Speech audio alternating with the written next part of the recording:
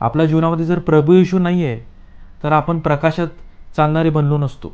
प्रारंभी शब्द होता आणि शब्द देवासह होता आणि त्याच्याद्वारे सर्व काही निर्माण झालेलं आहे. आणि आपण उत्पत्तीमध्ये बघितलं तर या ठिकाणी देवाचं वचन म्हणतं आहे की परमेश्वराने शब्दाने सर्व काही निर्माण केलं.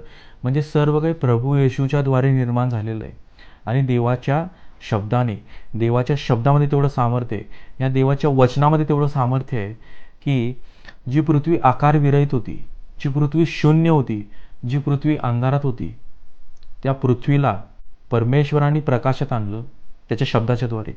आपलं जीवन जर आकारविरहित आहे, आपलं जीवन जर शून्य असेल, आपलं जीवन जर अंधारात असेल, आपण जर पापात असेल, तर आपल्याला देवाचं वचन आपल्या जीवनामध्ये खूप गरजेचं आहे. कारण जर देवाचं वचन असेल तर आपण त्याच्या प्रकाशात चालणारे बनू शकतो.